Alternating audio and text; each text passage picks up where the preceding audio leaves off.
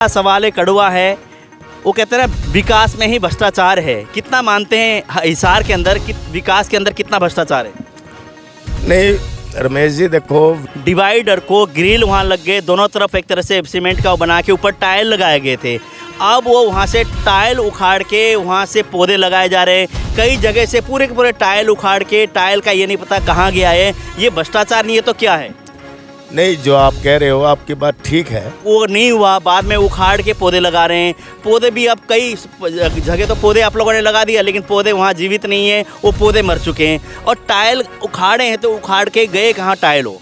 नहीं, आपकी बात ठीक है। ये तो प्लानिंग पहले से ही होनी चाहिए थी। यहाँ के जो टाइल है, जो मलबा है, जो भी एक तरह से इसको कबाड़ में तब्दील किया जाता है कि कबाड़ हो गया है। सरकार का पैसा, जनता के पैसे लग गए, करोड़ों रुपए, अब वो कबाड़ में चले गए, तो मतलब खाना पूर्ति होगी है। ये जो आप कह रहे हो ना जी, ये सारी जिम्मेवारी जो B&R के हमारे जेई हैं, SDO हैं, हमारे एक्शन हैं, SC बैठे हैं यहाँ, ये सब उनका देखने का काम है। तो मतलब इसमें जनप्रतिनिधियों का कोई काम नहीं है। जनता वैसे ही आप लोगों को चुनाव में जिताती है, वोट देकर वैसे कुर्सी में बिठाती है। आप लोगों की जरूरत नहीं है, अधिकारी काम करते हैं सारा। नहीं, मैं ये नहीं कह रहा। फिर कुछ आपके नियर डियर साथियों ने लालच दे दिया, भाजपा में आ गए, वो डिप्टी मेयर बनाने की आपको एक तरह से लालच दी गई थी। उस लालच में आप भाजपा का दामन आपने थाम लिया, लेकिन उसमें वो बात आपकी सिरे नहीं चढ़ी। सीधे तौर पर कहते हैं, जहाँ पेरिस बनाने की बात होती है, इंदौर बनाने की बात होती है, लगता है हिसार पेरिस और इंदौर में तब्दील होगा। ऐसा है रमेश जी, आपका फर्स्ट इंटरव्यू इस 18 में हमारा चुनाव हुआ था, और जहाँ तक मेरे को ध्यान है, हमारा डिप्टी मेयर और सीनियर डिप्टी मेयर का चुनाव हुआ नहीं था, और आपने एज ए पार्षद थर्ड प्लान में मेरा फर्स्ट इंटरव्यू लिया था। बिल्कुल लिया था। क्या दोस्ती का आपने फर्ज निभाया है? नहीं, दोस्त तो मेरा गौतम पहले से भी था, और उसने MLA के चुनाव लड़े तब भी हम दोस्त थे, लेकिन मैं उसके खिलाफ था उस टाइम। तो उस टाइम खिलाफ थे, तो आप कांग्रेस में रहते हुए आपकी दोस्ती अच्छी थी। हो सकता है कांग्रेस में रहते तो आपको deputy mayor, deputy senior mayor भी बना सकते थे, लेकिन वहाँ जाने का नुकसान हुआ आपको? नहीं, कांग्रेस में अगर मैं रहता, चलो 50-60 अगर गायें जाती है डेली, अभी लगभग 8 से 9 महीने का समय बचा हुआ है। 50-60 के हिसाब से महीने की अगर हम लोग बात करें, 1500 गायें हर महीने जाएंगे, तो आने वाले समय पर 1500 गाय के हिसाब से 8 महीने में कितने गायें होगी? 10,000 के करीब वहाँ पर गायें आपके हिसाब से होंगी। नहीं, गायें तो जितनी उसकी कैपेसिटी है। RSN एक्सप्रेस पे आप देख रहे हैं, इस खबर को शेयर करें, कमेंट करें, लाइव आप देख रहे हैं। अच्छा, आपका कार्यकाल भाजपा में आप रहे, कांग्रेस में भी रहे, सबसे ज़्यादा विकास कौन सी सरकार में हो पाई, आप बखूबी बता सकते हैं और बताइए। ऐसा है रमेश जी, मैं 2005 में पार्षद बना था। इस बार अब चुनाव आ रहे हैं, तो इस बार सुनो, पार्षद का ही चुनाव लड़ेंगे या मेयर के बहुत सारे बोर्ड लगने शुरू हो गए हैं, मेयर के दावेदार बहुत मैदान में उतर रहे हैं, तो क्या आप भी मेयर के भी इच्छुक हैं या पार्षद का ही चुनाव आप लड़ेंगे? ऐसा है, आप पहले फोन से पूछ रहा, सुन लो। तो ऐसा तो नहीं है, पार्टी ने डिसाइड करना है। हो सकता है आपके नियर डियर साथी अगर उन्होंने पाला बदल लिया तो उसी पाले के साथ आप भी उनके साथ ही चल पड़ो, ऐसा तो नहीं है? ऐसा है रमेश जी, आप ना कुछ अलग से बात करना चाहते हो। अलग से नहीं, मैं कुछ ना आपके दिल की भावना है आपकी, जो कि जबान में नहीं आ रही, दिल में है, माइंड में, वो चीज़ निकलवाना चाहता हूँ। तो लोग कहते हैं कि दूसरे पार्टी के लोग आरोप लगाते हैं कि तानाशाह सरकार है, जो करनी है अपनी मर्जी से करनी है। तो आप लोगों की हाउस की मीटिंग हुई, आप लोगों ने प्रस्ताव पास किया, आप लोगों ने भेज दिया, उस पर कंसिडर नहीं किया गया, उसको देखा नहीं गया, अपने हिसाब से फैसले ले लिए सरकार। ये गलत है। मैं तो कहता हूँ जो धरातल पर जो कुछ हुआ है वो पार्षद और नगर निगम ज़्यादा बेहतर जानता है। नगर पालिका के हमारे जो पार्षद है, नगर परिषद के जो पार्षद है, वो ज़्यादा बेहतर जानते हैं कि इसने गलत धरातल पे किया क्या है। तो सरकार ने गलत कदम उठाए? गलत तो उन्होंने अपने हिसाब से उठाया होगा जी। नगर निगम चुनाव के लगभग 4 साल पूरे होके 5वां साल लगा हुआ है, 8 से 9 महीने का समय बचा हुआ है चुनाव होने का। उसी बीच हमने एक मुहिम शुरू की है, हिसार में हर वार्ड में पार्षदों ने कितना विकास करवाया है, और वहीं एक तरह से हमने एक सवाल खड़ा किया था, विकास में ही छुपा हुआ है भ्रष्टाचार। उस पर पार्षदों की क्या प्रतिक्रिया आई, उस पर भी हम बात करेंगे। इस वक्त हमारे साथ है वार्ड नंबर 1 से पार्षद, जो 3 बार बन चुके हैं, 4थी बार की लड़ाई के लिए तैयार हैं, टीनू जैन जी। टीनू जी नमस्कार। नमस्कार रमेश जी। टीनू जी, पहला सवाल एक कड़वा है। वो कहते हैं ना, विकास में ही भ्रष्टाचार है। कितना मानते हैं हिसार के अंदर विकास के अंदर कितना भ्रष्टाचार है? नहीं रमेश जी, देखो, विकास के अंदर कोई भ्रष्टाचार है ऐसा मैं नहीं मानता। जहाँ डेवलपमेंट है, मान लो वार्ड 1 में जो डेवलपमेंट वर्क्स चल रहे हैं, गुणवत्ता वाइज वो ठीक हैं, चेक होते रहते हैं। थर्ड पार्टी हमारी एजेंसी है वो भी चेक करती है। जो जैसे कि हम लोग पूरे शहर की बात करके, पूरे शहर में कुछ वर्ष पहले एक तरह से डिवाइडर बने थे, डिवाइडर को ग्रिल वहाँ लग गए, दोनों तरफ एक तरह से सीमेंट का वो बना के ऊपर टाइल लगाए गए थे। अब वो वहाँ से टाइल उखाड़ के वहाँ से पौधे लगाए जा रहे हैं। कई जगह से पूरे के पूरे टाइल उखाड़ के, टाइल का ये नहीं पता कहाँ गया है। ये भ्रष्टाचार नहीं है तो क्या है? नहीं, जो आप कह रहे हो आपकी बात ठीक है। कुछ टाइम पहले ही हमारी ये ब्लॉक ये लगी थी, डिवाइडर बना था और ग्रिल लगी थी। लेकिन जैसे सेकंड जो कार्य कोरोना का काल गया था और उसमें जो ऑक्सीजन की कमी महसूस की गई और ऑक्सीजन की कमी की वजह से बहुत लोगों की जान गई है और बड़ा ही दर्दनाक दौर था वो। तो उस वक्त ये था कि भाई ग्रीनरी हिसार में कम है, तो कुछ संस्थाएं आई थी जिन्होंने ये बीड़ा उठाया था कि हम हरा भरा हिसार करेंगे। और उसमें नगर निगम के हमारे तत्कालीन कमिश्नर थे अशोक गर्ग जी, तो उनका भी बड़ा सहयोग था और उस मुहिम को आगे बढ़ाया भी मिल गेट की तरफ काफ़ी। हरा भरा करने की आपने ग्रीन बेल्ट की बात की, वो ठीक है। डिवाइडर की मैं बात कर रहा हूँ सीधे तौर पे। डिवाइडर से चलो हरा भरा करने के लिए आप लोगों ने प्रयास किया, कमिश्नर साहब ने आदेश दे दिए, वहाँ से टाइल जो उतार के वो टाइल गए कहाँ? वो टाइल चलो यहाँ से आप लोगों ने बनाया था, पहली बात तो ना पहले प्लानिंग होनी चाहिए थी। ग्रीन बेल्ट आपने बनाया या डिवाइडर बनाया, वहाँ पे पौधे लगने, चलो वो नहीं हुआ, बाद में उखाड़ के पौधे लगा रहे हैं। पौधे भी अब कई जगह तो पौधे आप लोगों ने लगा दिया, लेकिन पौधे वहाँ जीवित नहीं है, वो पौधे मर चुके हैं। और टाइल उखाड़े हैं तो उखाड़ के गए कहाँ टाइल हो? नहीं, आपकी बात ठीक है। ये तो प्लानिंग पहले से ही होनी चाहिए थी कि ग्रिल की जगह पहले ही पौधारोपण हो सकता था। ये हो सकती थी, पहले से ही हो सकती थी प्लानिंग। लेकिन क्योंकि ये जो वर्क था ये वर्क B&R डिपार्टमेंट का था, ये प्लानिंग भी उन्हीं की थी। तो कई बार ना ये चीज़ आती है, भ्रष्टाचार के कई मुद्दे आ जाते हैं, बात आ जाती है, सिर के ऊपर लेने से ना दूसरे के सिर में मटका फोड़ने का काम करते हैं कोई भी, चाहे आप लगा के चलो, चाहे मेयर साहब की बात करें, कोई भी। आपने अब दूसरी तरफ डाल दिया। हालांकि पार्षदों की भी जिम्मेदारी होती है, आप वार्ड के मालिक हैं। नहीं, आपकी बात मैं जिम्मेवारी से पीछे नहीं हट रहा हूँ, लेकिन मैं जहाँ आपने कहा भाई प्लानिंग, ये आपकी बात ठीक है, मैं तो आपकी बात ठीक कह रहा हूँ कि ये प्लानिंग है जब DNIT बनती है तभी ही होनी चाहिए थी। लेकिन ये बाद में क्यों किसी के दिमाग में आया? और पार्षदों से पूछा नहीं जाता जब अगर इस तरह की प्लानिंग होती है तो पार्षदों के सामने कोई चर्चा नहीं की जाती? ना, B&R डिपार्टमेंट हमारे से तो नहीं पूछता सर। अच्छा। हाँ। तो अब ये जो टाइल उखाड़ के पौधे लगा रहे B&R डिपार्टमेंट कर रहे हैं, निगम का कोई इसमें वो नहीं है? नहीं, नगर निगम का इसमें कोई रोल नहीं है सर। अच्छा। हाँ। तो ये जो ग्रिल लगी थी ये किसने लगवाए थे? ये B&R डिपार्टमेंट की है। अच्छा, B&R डिपार्टमेंट के। तो मतलब कुल मिला के बात करें अधिकारियों का दोष है इसमें? हाँ बिल्कुल, उन्हीं की प्लानिंग है और वही कर रहे हैं। अच्छा। तो यहाँ के जो टाइल है, जो मलबा है, जो भी एक तरह से इसको कबाड़ में तब्दील किया जाता है कि कबाड़ हो गया है, सरकार का पैसा, जनता के पैसे लग गए करोड़ों रुपए, अब वो कबाड़ में चले गए, तो मतलब खाना पूर्ति हो गई है। ये जो आप कह रहे हो ना जी, ये सारी जिम्मेवारी जो B&R के हमारे JE हैं, SDO हैं, हमारे एक्शन हैं, SC बैठे हैं यहाँ, ये सब उनका देखने का काम है। तो मतलब इसमें जनप्रतिनिधियों का कोई काम नहीं है, जनता वैसे ही आप लोगों को चुनाव में जिताती है, वोट देकर वैसे कुर्सी में बिठाती है, आप लोगों की ज़रूरत नहीं है, अधिकारी काम करते हैं सारा। नहीं, मैं ये नहीं कह रहा, हमारा जो काम है वो हम करते हैं। B&R डिपार्टमेंट जो आपने कहा आपसे नहीं पूछा जाता, मैं कह रहा हूँ हमारे से नहीं पूछते वो, उनकी अपनी अलग से वर्किंग है। लेकिन हमारी जो हाउस की मीटिंग होती है, कभी आप लोगों ने ये मुद्दा उठाया हाउस में कि जो टाइल लगे हुए थे, टाइल गए कहाँ, पहले प्लानिंग क्यों नहीं की गई? एक तरह से इस तरह के डिवाइडर में आप लोगों ने जब टाइल उखाड़ने थे, बाद में पौधे लगाने थे, प्लानिंग क्यों नहीं की? इस तरह की आवाज़ आप लोगों ने बुलंद किया किसी ने? हमने हर समय टाइम टू टाइम, आप हमारे एजेंडे देख सकते हो, ये सारा रिटर्न वर्क है, तो हर टाइम ये मुद्दे उठते रहे हैं।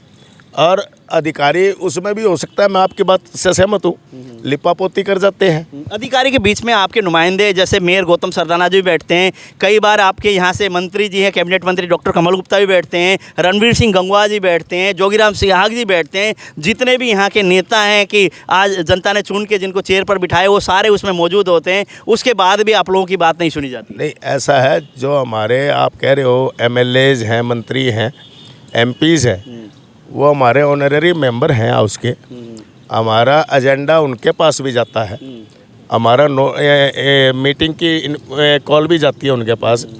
लेकिन ये मीटिंग में आते बहुत कम, आते नहीं हैं। मीटिंग में आते हैं तो फॉर्मेलिटी करके चले जाते हैं। मतलब वो ज़्यादा टाइम नहीं दे पाते, जैसे 3-3 दिन हाउस चलता है तो वो आए, मान लो घंटा आधा घंटा लगा भी गए तो वो पूरा समय नहीं दे पाते हैं। लेकिन वही मैं कह रहा हूँ, सारा काम अधिकारी को देखना होता है। अधिकारियों को अपने बनाने हैं कार्य और किस तरह से अपने को उसमें विकास करना है, किस में क्या चीज़ करनी है, सारी चीज़ अधिकारियों के ऊपर आप लोगों ने छोड़ दिया। जनप्रतिनिधियों का कोई काम नहीं होता यहाँ। ऐसा है जी, मैं ये कह रहा हूँ समय समय पर हर चीज़ की कॉल हम करते रहते हैं और उसका रिटर्न एजेंडा है। मीटिंग की कार्रवाई भी हमारे पास सबकी जिसकी इंक्वायरी होती है, इंक्वायरी भी कहते हैं इसकी होनी चाहिए, लेकिन अब वो करेगा तो डिपार्टमेंट ही।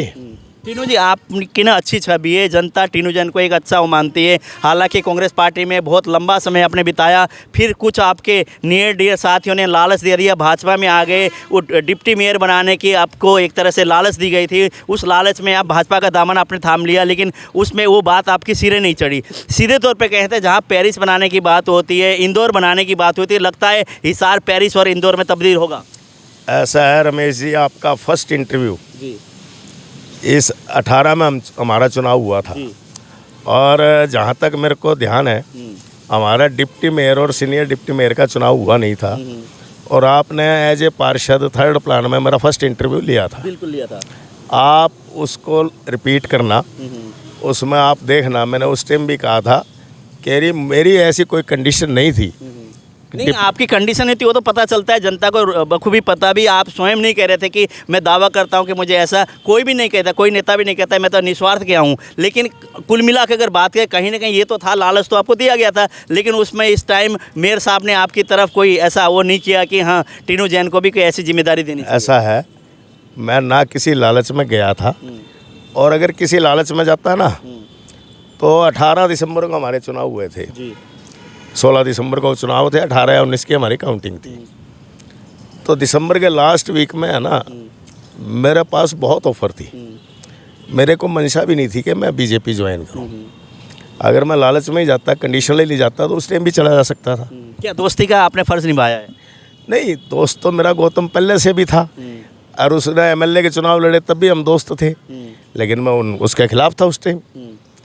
तो उस टाइम खिलाफ थे, तो आप कांग्रेस में रहते हुए आपकी दोस्ती अच्छी थी। हो सकता है कांग्रेस में रहते तो आपको deputy mayor, deputy senior mayor भी बना सकते थे, लेकिन वहाँ जाने का नुकसान हुआ हो आपको? नहीं, कांग्रेस में अगर मैं रहता तो वो पार्टी डिसाइड करती कि चुनाव हमने लड़ना है कि नहीं लड़ना है, क्या होता वो अलग मैटर है। लेकिन अब मैं था ही नहीं, हम तो थे बीजेपी में, तो हमने उनका साथ दिया।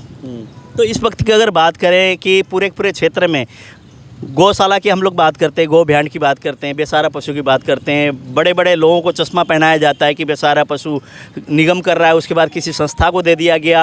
अब इंदौर की तर्ज पे होगी, सफाई के लिए इतनी गाड़ियाँ आ गई, इतने कर्मचारी हमने लगा दिए, बहुत सारा साफ़ सुथरा शहर होगा और यहाँ पे एक तरह पेरिस की तरह आपको सड़कें दिखेंगी, यहाँ से बड़े बड़े जहाज उड़ेंगे, मतलब बहुत सारी एक तरह से घोषणाएँ होती है। वो घोषणा अब तो ये लगा के चलोगे 8-9 महीने के बीच में चुनाव है, तो जनता जवाब मांगेगी आप लोगों से। नहीं, मैं तो आपको भी जवाब देने लग रहा हूँ और जनता को तो जवाब मैं डेली देता हूँ। मैं तो मेरे वार्ड में ही रहता हूँ। नंबर 1। नंबर 2, आप है ना सारे प्रश्न क्लब करके, हर मुद्दे को क्लब करके, मेरा तो रिक्वेस्ट आपसे है कि आप एक एक पॉइंट में मेरे से डिस्कस करो, मैं आपको रिप्लाई दूंगा।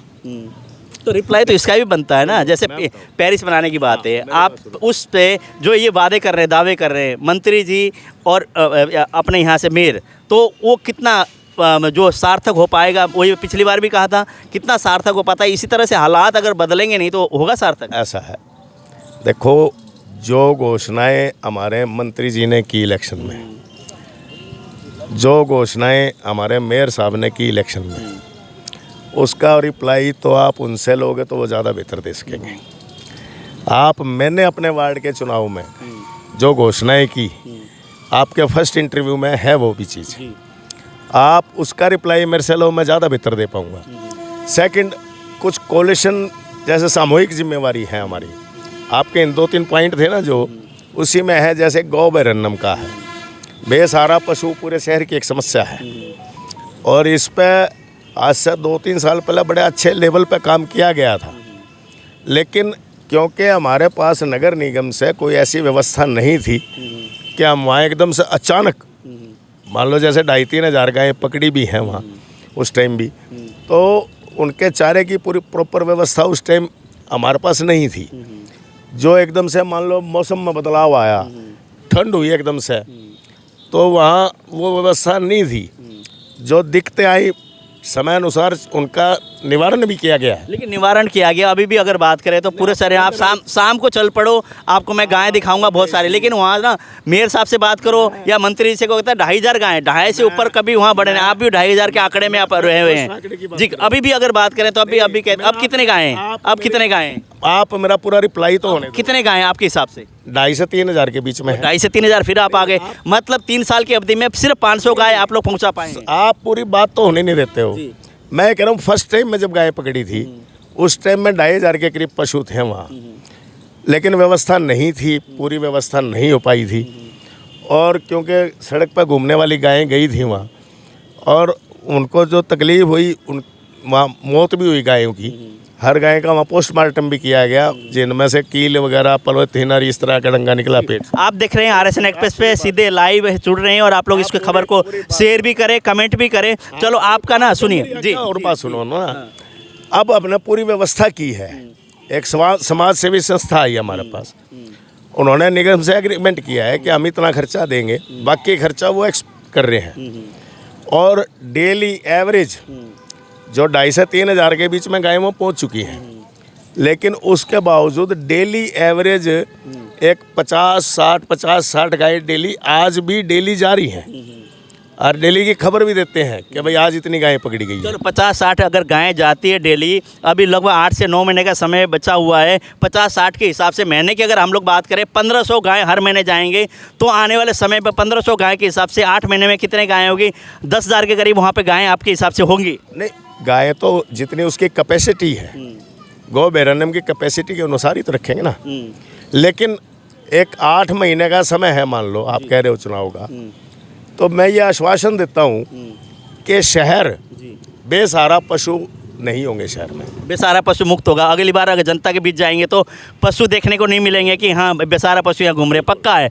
हाँ, इसी स्पीड से हमारी गायें चलेंगी और लगभग गायें वहाँ चली जाएंगी। RSN एक्सप्रेस पे आप देख रहे हैं, इस खबर को शेयर करें, कमेंट करें, लाइव आप देख रहे हैं। अच्छा, आपका कार्यकाल भाजपा में आप रहे, कांग्रेस में भी रहे, सबसे ज़्यादा विकास कौन सी सरकार में हो पाई, आप बखूबी बता सकते हैं और बताइए।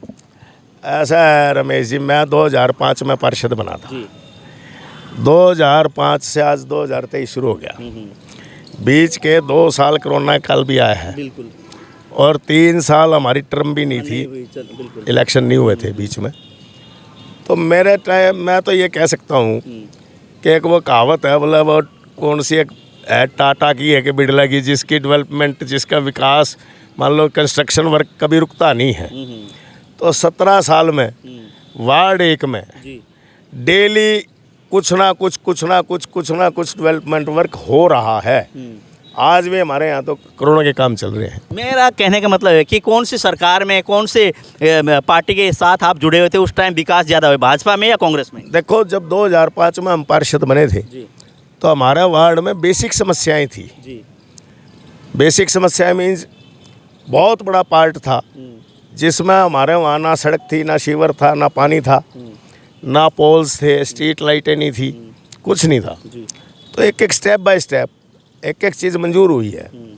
पहले वहाँ सीवर लाइन का प्लान मंजूर करवाया। मैं मंजूर सारी चीज़ें, मैं कह रहा हूँ कि सबसे ज़्यादा बजट लगाने में और सबसे ज़्यादा काम कराने में आप कौन से सरकार में कामयाब हुए हो? नहीं, मैं तो किसी काम प्लान में मेरा काम कम हुआ ही नहीं। अब जैसे इस प्लान का पूरा चल रहा है, आपका काम पूरा चल रहा है। अब इसी प्लान की बता दें। 1 नंबर वार्ड के जितने भी दर्शक हैं, तीनों जन हमारे साथ है, कह रहे हैं कि 17 साल मुझे हो गए हैं, लेकिन इलाके में, क्षेत्र में मैं निरंतर विकास करा रहा हूँ, कोई समस्या नहीं है। अगर समस्या है तो आप फ़ोटो क्लिक करके इस पर डालें, अपना नंबर भी दें, और आपसे भी हम बात करेंगे, फिर तीनों जन से भी हम बात करेंगे। आपके क्षेत्र में विकास का जो दावा कर रहे हैं, आपके बीच दोबारा से फिर आपके बीच आने वाले हैं तीनों जन जी। एक समस्या मैं बताता हूँ आपको। हमारा एक पार्ट है जो नगर निगम में 2010 में शामिल किया गया था, RS कॉलोनी और शहीद भगत सिंह कॉलोनी। शहीद भगत सिंह कॉलोनी 2016-17 में अप्रूव्ड होगी, और उसके टेंडर भी हो गए हमारे। अमृत वन में सीवर और पानी की सप्लाई का टेंडर भी हो चुका, और सड़क का भी टेंडर हो गया। लेकिन वहाँ समस्या क्या आई, हमें वहाँ सीवर लाइन चलाने के लिए कुछ जगह की ज़रूरत थी। जी जगह वहाँ हमने देख भी ली, गवर्नमेंट की ज़मीन थी और गवर्नमेंट टू गवर्नमेंट ट्रांसफ़र करने में 2019 से हमारा कॉरस्पॉन्डेंस चल रहा है। जी इसके लिए मैं 20 से 25 बार मेयर साबर में हम चंडीगढ़ भी गए हैं लैंड ट्रांसफ़र के लिए। हम यहाँ तत्कालीन भी सभी मंत्रियों से एमएलए से मिले हूँ। तो अभी तक नहीं हुआ। हाँ, लैंड हमारी ट्रांसफ़र ना होने की वजह से एक वो पार्ट है जो पार्ट वार्ड 1 का है। तो मेयर साहब, आप कहते हैं मेयर साहब के साथ चंडीगढ़ भी गए, मेयर साहब की तरफ सीएम साहब के बड़े अच्छे संबंध हैं, वो तो 1 सेकंड में काम हो सकता था, तो मुख्यमंत्री के आदेश के बाद भी काम नहीं हो पाता। ऐसा है रमेश जी, आप कह सकते हो कि 1 सेकंड में काम हो सकता था। लैंड गवर्नमेंट से ट्रांसफ़र होनी थी, गवर्नमेंट को ही ट्रांसफ़र होनी थी और गवर्नमेंट का ही पैसा भरा जाना था जो कलेक्टर रेट है। लेकिन उसके बावजूद लैंड ट्रांसफ़र होने की प्रक्रिया इतनी है कि वो सारा करा गया, मतलब अब ये कह सकते हैं हमारी फाइनल स्टेज पे फाइल पहुंची हुई है। जी, लेकिन आपने ना गड़बड़ी की। अभी भी मैंने आपने जो सवाल पूछा था उसको घुमा दिया आपने। मैंने कहा था कि कौन से कार्यकाल में सबसे ज़्यादा आप विकास कर पाए थे, कौन सी सरकार, कांग्रेस बढ़िया मानते हैं या बीजेपी बढ़िया मानते हैं? हालांकि बीजेपी में आप। मैं ये कह रहा हूँ, आप अपना फर्स्ट इंटरव्यू देखना। जी मैं पहले प्लान में जब पार्षद था, मैंने तो बिहारी लाल राणा उनके खिलाफ चुनाव लड़ा था प्रेसिडेंट का। चलो, इस बार अब चुनाव आ रहे हैं तो इस बार सुनो, पार्षद का ही चुनाव लड़ेंगे या मेयर के बहुत सारे बोर्ड लगने शुरू हो गए हैं, मेयर के दावेदार बहुत मैदान में उतर रहे हैं, तो क्या आप भी मेयर के भी इच्छुक हैं या पार्षद का ही चुनाव आप लड़ेंगे? ऐसा है, आप पहले कौन से पूछना सुन लो। जी राणा साहब थे, मैं उनके खिलाफ चुनाव लड़ा था, लेकिन उस प्लान में भी हमने तो काम खूब करा। 2013 में हमारे मैडम शकुंतला राजलीवाला जी बनी मेयर। उस प्लान में भी हालांकि सरकार चेंज हो गई थी स्टेट की, लेकिन उसमें भी हमने तो बहुत काम करा। अब बीजेपी में आगे हैं तो अब भी बड़ा काम करा हमने। चलो, मैं अगर ये चुनाव की बात करें, बहुत सारे एक तरह से मेयर के उम्मीदवार दिखने शुरू हो गए हैं, तो क्या आप मेयर के चुनाव में आप कूदने वाले हैं या पार्षद का चुनाव लड़ेंगे? ऐसा रमेश जी, पार्षद का चुनाव तो लड़ना ही है, लेकिन पार्टी के ऊपर है। पार्टी अगर कंसीडर करेगी मेयर का चुनाव लड़ना है तो मेयर का भी लड़ लेंगे। अच्छा, मेयर के चुनाव के लिए आप तैयार हैं? मैं तैयार हूँ। बाकी मैं एक चीज़ बताऊँ, राजनीति में कोई एंड थोड़ी होता है, लेकिन अब डिसाइड पार्टी ने करना है। अच्छा, तो ऐसा तो नहीं है पार्टी ने डिसाइड करना है? हो सकता है आपके नियर डियर साथी अगर उन्होंने पाला बदल लिया तो उसी पाले के साथ आप भी उनके साथ ही चल पड़ो, ऐसा तो नहीं है? ऐसा है रमेश जी, आप ना कुछ अलग से बात करना चाहते हो। अलग से नहीं, मैं कुछ ना आपके दिल की भावना है आपकी जो कि जबान में नहीं आ रही, दिल में है, माइंड में, वो चीज़ निकलवाना चाह रहा हूँ। मैं आपको बड़ी स्पष्ट शब्दों में कह रहा हूँ, आपके चैनल पे कह रहा हूँ, आपका लाइव चल रहा है जी कि मेयर के लिए डिसाइड करना ये पार्टी का काम है। पार्टी जैसा करेगी करेगा, और आदेश देंगे मेयर का लड़ना है मेयर का लड़ लेंगे, नहीं पार्षद को तो लड़ ही लेंगे। चलो, हिसार नगर निगम में भ्रष्टाचार कितने % है फिलहाल की अगर बात करें? ऐसा भ्रष्टाचार नगर निगम में जो सबसे बड़ी समस्या है आज के दिन, वो है प्रॉपर्टी टैक्स। और हमारी अप्रैल के 2022 में अप्रैल में हमारी मीटिंग थी, 24 अप्रैल की थी शायद। उसमें हमने एक सर्वसम्मति से प्रस्ताव पास किया था कि भाई याशी कंपनी जो सर्वे, उस प्रस्ताव को भी सरकार ने ठुकरा दिया, उसकी पेमेंट हो गई है। तो आप एक बात बताओ, एक नगर निगम पूरा हाउस एक सर्वसम्मति से प्रस्ताव पास कर रहा है, जिसमें मेयर साहब भी साथ हैं, 3 नॉमिनेटेड पार्षद भी हैं और सभी पार्षद हैं। उन्होंने एक प्रस्ताव पास किया है कि भाई याशी कंपनी का सर्वे गलत हुआ है, हर दूसरी प्रॉपर्टी का सर्वे गलत है, इसलिए इसको दोबारा सर्वे करने के आदेश दिए जाए और इसकी तब तक जब तक ये सर्वे दोबारा ना करे इसको पेमेंट ना दी जाए। और ये रेजुलेशन हमने सरकार पर भिजवा दिया। अब एक बात बताओ, उस पर विचार करना सरकार का काम है, मेयर का हमारा काम है। तो लोग कहते हैं कि दूसरे पार्टी के लोग आरोप लगाते हैं कि तानाशाह सरकार है, जो करनी है अपनी मर्जी से करनी है। तो आप लोगों की हाउस की मीटिंग हुई, आप लोगों ने प्रस्ताव पास किया, आप लोगों ने भेज दिया, उस पर कंसिडर नहीं किया गया, उसको देखा नहीं गया, अपने हिसाब से फैसले ले लिए सरकार ये ने। गलत है। मैं तो कहता हूँ जो धरातल पर जो कुछ हुआ है वो पार्षद और नगर निगम ज़्यादा बेहतर जानता है। नगर पालिका के हमारे जो पार्षद हैं, नगर परिषद के जो पार्षद हैं, वो ज़्यादा बेहतर जानते हैं कि इसने गलत धरातल पे किया क्या है। तो सरकार ने गलत कदम उठाए। नहीं, गलत तो उन्होंने अपने हिसाब से उठाया होगा जी। लेकिन मैं ये कह रहा हूँ भाजपा में है, सरकार भाजपा की खुले तौर पे कहना नहीं चाहते, लेकिन जो भी इनकी भावनाएं और जो इन्होंने बात की है उस हिसाब से हाउस की मीटिंग होने के बाद, हाउस की मीटिंग में पास होने के बाद सरकार को भेजते हैं, लेकिन सरकार हाउस की मीटिंग के फाइल को दरकिनार करके अपने फैसले पे मुहर लगा देती है। इस तरह की बात इस मामले में याशी कंपनी का मैटर ये तो विधानसभा में भी बहुत उठा है, बहुत से एमएलओ ने भी उठाया है, आपके एरिया की उन्होंने भी बहुत बात की है।